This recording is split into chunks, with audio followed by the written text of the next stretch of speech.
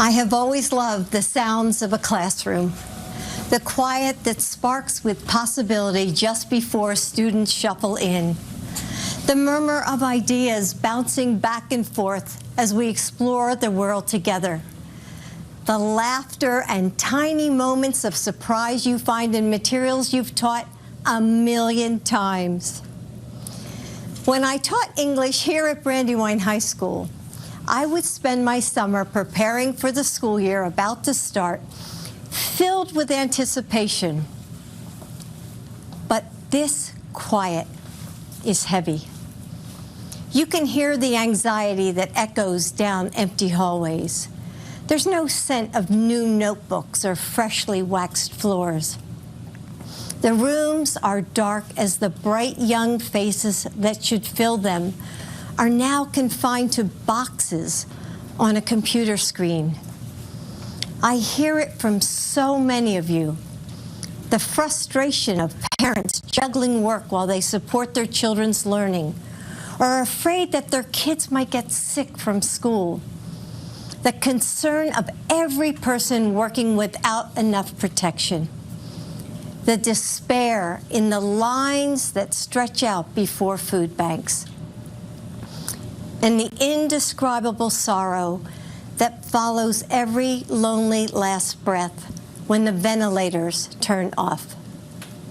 As a mother and a grandmother, as an American, I am heartbroken by the magnitude of this loss, by the failure to protect our communities, by every precious and irreplaceable life gone. Like so many of you, I'm left asking, how do I keep my family safe? You know, motherhood came to me in a way I never expected. I fell in love with a man and two little boys standing in the wreckage of unthinkable loss, mourning a wife and mother, a daughter and sister. I never imagined at the age of 26 I would be asking myself, how do you make a broken family whole? Still, Joe always told the boys, Mommy sent Jill to us, and how could I argue with her? And so we figured it out together in those big moments that would go by too fast, Thanksgivings and state championships, birthdays and weddings, in the mundane ones that we didn't even know were shaping our lives. Reading stories piled on the couch, rowdy Sunday dinners and silly arguments. Listening to the faint sounds of laughter that would float downstairs as Joe put the kids to bed every night, while I studied for grad school or graded papers under the pale yellow kitchen lamp, the dinner dishes waiting in the sink. We found that love holds a family together. Love makes us flexible and resilient. It allows us to become more than ourselves together. And though it can't protect us from the sorrows of life, it gives us refuge, a home. How do you make a broken family whole? The same way you make a nation whole.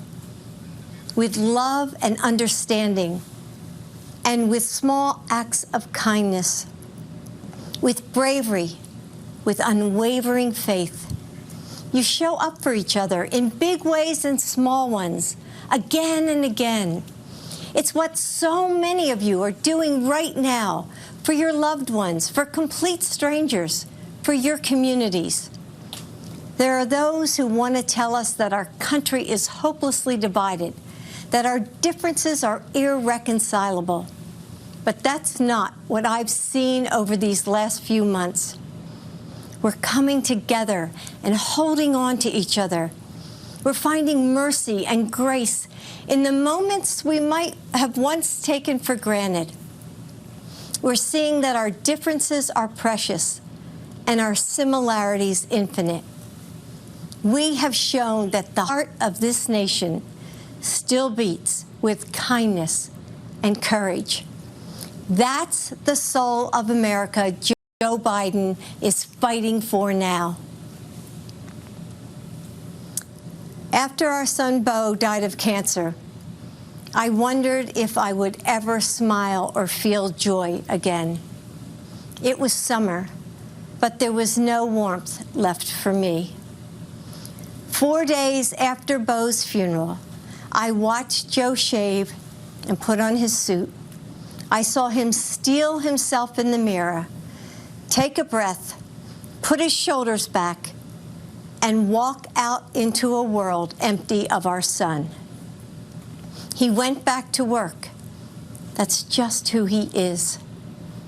There are times when I couldn't even imagine how he did it, how he put one foot in front of the other and kept going.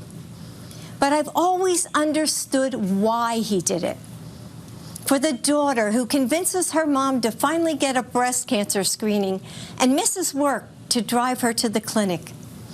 For the community college student who has faced homelessness and survived abuse, but finds the grit to finish her degree and make a good life for her kids. For the little boy whose mom is serving as a Marine in Iraq, who puts on a brave face in his video call and doesn't complain when the only thing he wants for his birthday is to be with her. For all those people Joe gives his personal phone number to at rope lines and events, the ones he talks to for hours after dinner, helping them smile through their loss, letting them know that they aren't alone. He does it for you. Joe's purpose has always driven him forward. His strength of will is unstoppable, and his faith is unshakable. Because it's not in politicians or political parties or even in himself. It's in the providence of God. His faith is in you, in us. Yes, so many classrooms are quiet right now. The playgrounds are still. But if you listen closely, you can hear the sparks of change in the air. Across this country, educators, parents, first responders, Americans of all walks of life are putting their shoulders back, fighting for each other. We haven't given up. We just need leadership worthy of our nation, worthy of you, honest leadership to bring us back together, to recover from this pandemic and prepare for whatever else is next. Leadership to reimagine what our nation will be. That's Joe. He and Kamala will work as hard as you do every day to make this nation better. And if I have the honor of serving as your First Lady, I will too. And with Joe as president, these classrooms will ring out with laughter and possibility once again. The burdens we carry are heavy, and we need someone with strong shoulders. I know that if we entrust this nation to Joe, he will do for your family what he did for ours. Bring us together and make us whole. Carry us forward in our time of need. Keep the promise of America for all of us. Great job. God, I love it. How are you? Hey, everyone. I'm Joe Biden's husband. As you heard tonight, excuse me, you can see why she's the love of my life, the rock of our family. She never gives herself much credit. But the truth is, she's the strongest person I know. She's a backbone like a ramrod. She loves fiercely, cares deeply. Nothing stops her when she sets her mind into getting something right. And, you know, for all of you out there across the country, just think of your favorite educator who gave you the confidence to believe in yourself. That's the kind of First Lady, this Jill Biden will be. God love you. So go to JoeBiden.com to join our campaign. Thank you all for watching. I'll see you soon. Thank you. watch how things would get brighter.